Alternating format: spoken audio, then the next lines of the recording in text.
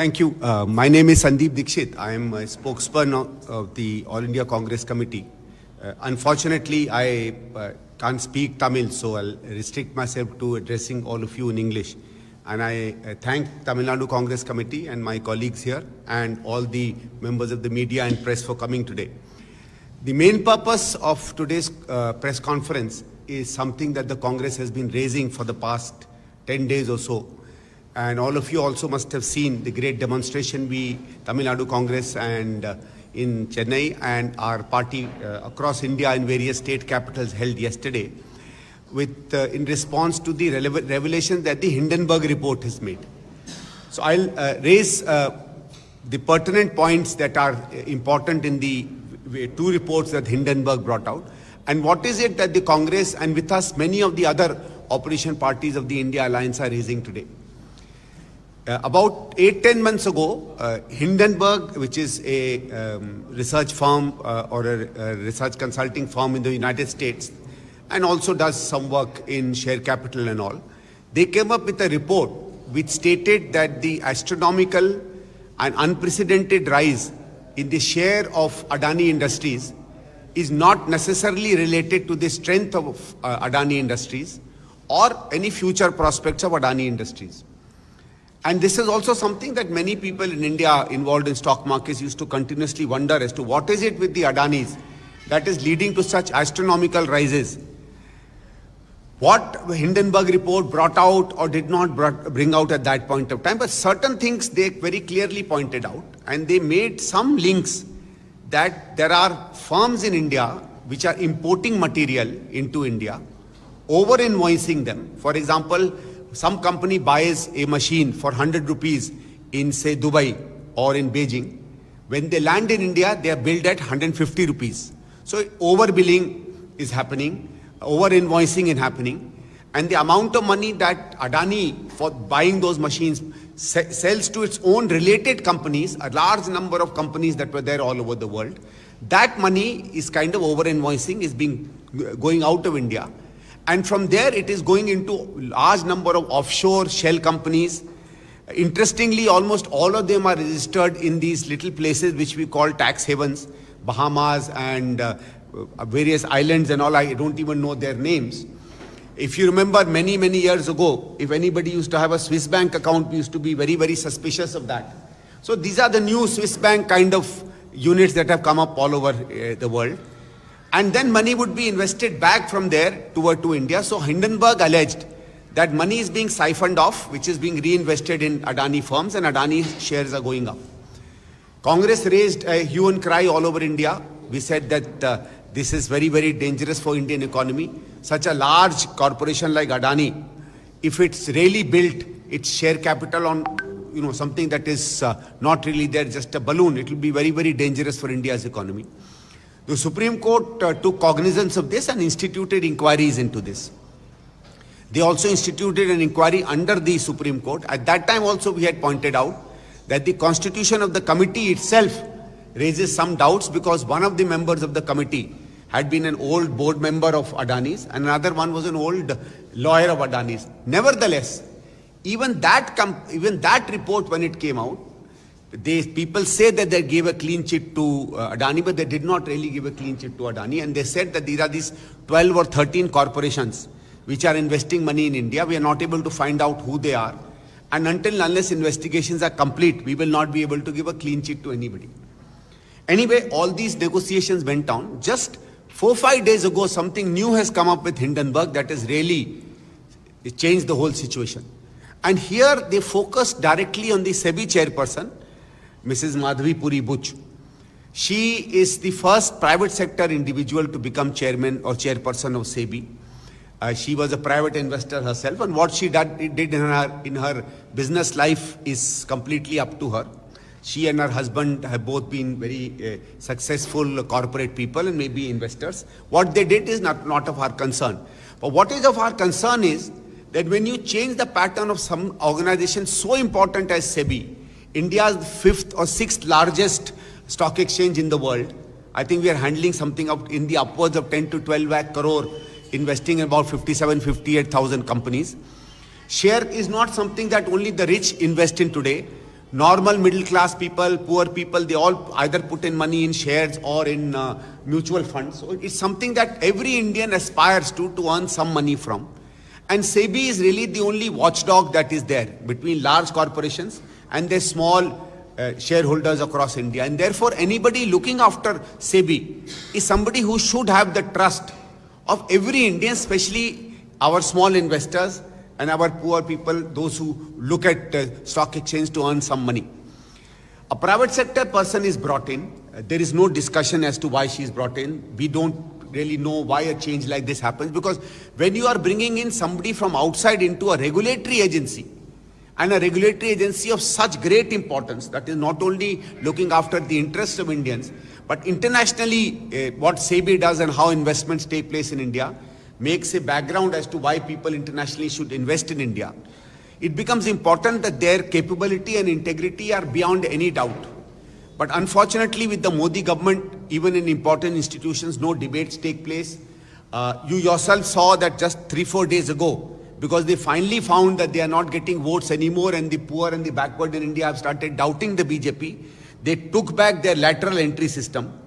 But Madhavi Puribuch is probably one of the first people who took advantage of the lateral entry system and became chairperson of SEBI.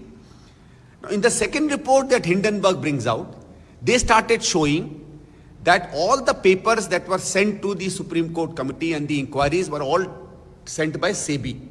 SEBI chairperson in this whole while was Madhavi Puribuch, and they showed that Mrs. Buch and her husband, Mr. Dhaval, both have had financial interests with various Adani companies. What is right, what is wrong, I'm not going to go into that right now. This is not the place. I'm not a court, I'm not a judge, I'm not an investigator.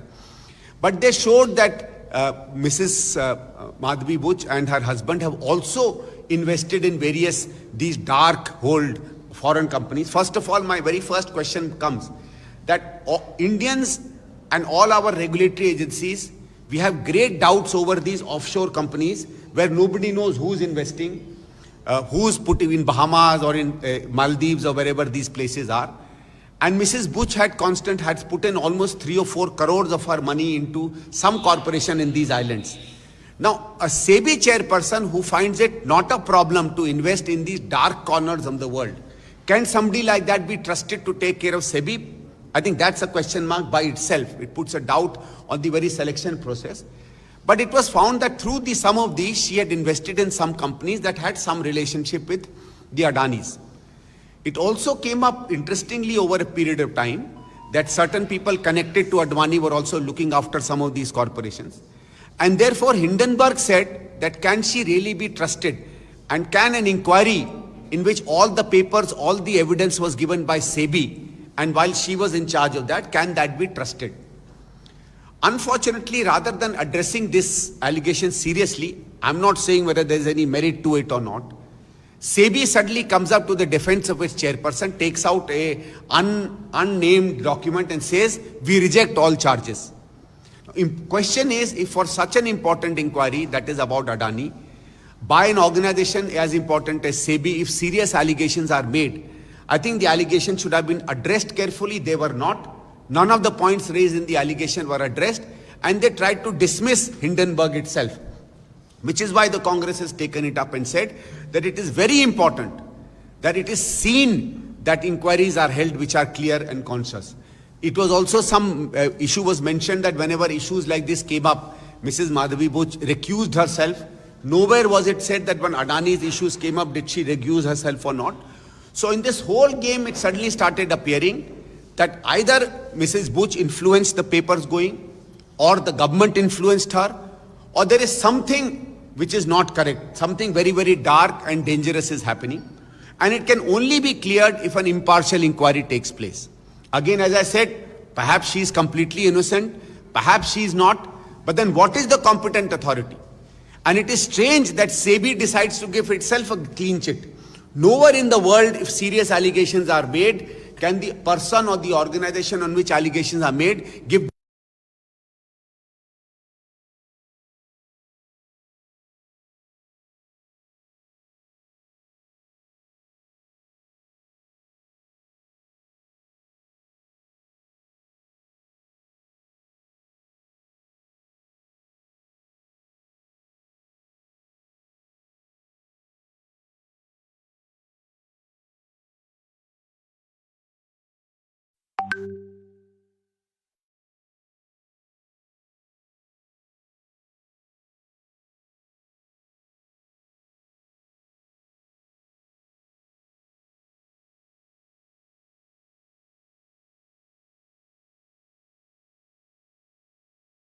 Madhavi ji is refusing to resign, so she will remain chairperson of an organization. And everybody in India knows that in the way Indian government systems work, the chief of the organization dictates and directs, directly or indirectly, everything that an organization does. It is very easy to say that you recuse yourself, you don't attend that particular meeting, but we all know, and especially in the case of SEBI, ask anybody who's been involved in SEBI or who's been involved in this share market system, that while SEBI has a board of four or five people, the chairperson of SEBI is the most important person who runs and dictates everything that a SEBI does. What is the advantage of the Joint Parliamentary Committee? What we also want to know is not only what happened in paper, but what happened informally in SEBI. Did Madhavi Buch as chairman try to protect Adani or her own investments in that? Did the government try to put some influence on her? And I'm saying if these allegations are true or untrue, only when in an organization the FM can be called or Mrs. Buch can be called or other people can be called and discussed and told about or asked about issues far beyond the legality, can the truth come out, and that can only be done by the Joint Parliamentary Committee or the JPC. And that is why we are demanding a JPC. And to just illustrate finally some of the points as to why this is something in which we are also now looking at the SEBI chairperson and her activities. Let me give one example and then I will close the press conference and request you for your questions. Everybody said that Mrs. Buch and others were private people. They made certain investments in Singapore. And therefore, can we really question that? Question is not that. Question is, there is something called conflict of interest and something called accountability.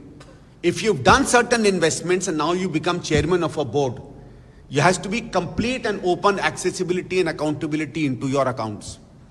Also, something called conflict of interest. In case you had any dealings with organizations, then can you be trusted if an inquiry is happening with regard to that organization? She should have made it very clear even then that I am not a competent person to govern. It's like, I don't know what in Tamil, what do you call your SHO? But suppose there is an allegation on the SHO about a heinous crime. An investigation is happening under the SHO in their thana. Do you think a clean investigation will take place if the SHO remains to run that thana? It's as simple an argument as that. And let me give you an example about some of the things that put a question mark on the chairperson. Her husband, Mr. Dhawal, was a very, apparently a very successful person in Unilever. Fair enough, and we give him credit. He retired some time back. And then he joined Blackstone, I'm forgetting the name, I think Blackstone or something, a private investment company that puts money into real estates. And they've claimed that he's done that because he's competent, no problem, you continue to do that. However, once Mrs. Buch becomes chairperson of SEBI, SEBI starts giving all kinds of allowances to the industry in which Blackstone is involved. Suddenly, and you know in India how difficult it is to get permissions. All of you are journalists, all of us are people. Even to get a small permission by this government can take 6 months, 1 month, 2 years, 3 years, 4 years, 5 years. It's a continuous process. And not only do they get that, an interesting thing happens. Mrs. Buch makes it much more lenient and in fact allows, in the rule, allows that offshore companies which are registered in these shady islands, they can invest money in India and no law can force them to reveal to us who their owners are. I'll just show this point to you.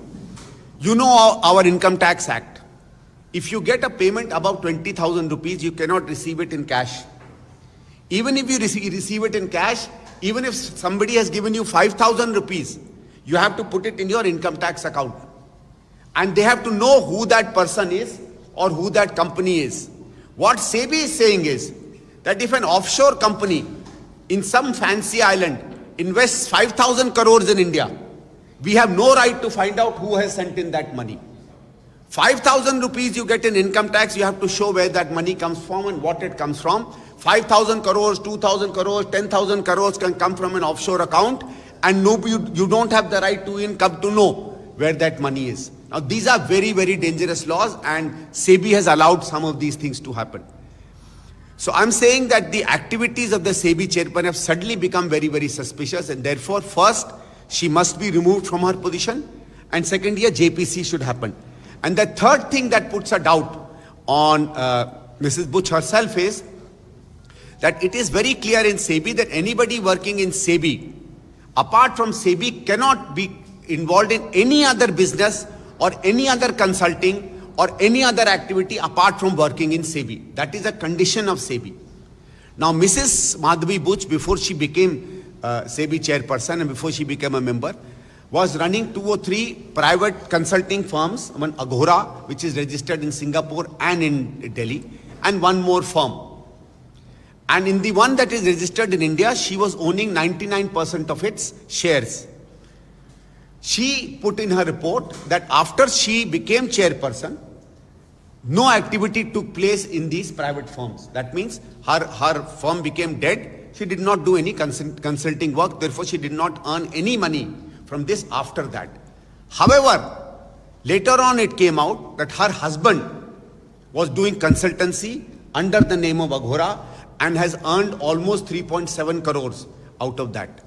Now, if it's a company owned by you in which 99% of the shares are yours, under what logic can you tell us that if your company earns 3.7 crores out of consultancy, therefore you are not doing any work? Her own salary, I think, would not be more than 50 to 60 lakhs. And you are earning 3.5 crores from another consulting firm. So this also proves that probably Madhavi Puri Buchji may not know the rectitude and the moral stand that we in India expect people of our regulatory institutions to hold. So I think in that case, there is a lot of doubt on whether she really fairly conducted herself or not. And I think the only way to clear her name, clear the name of SEBI, and put people's interest back in India's investment organization would be to hold a JPC and clarify the whole issue. Thank you very much.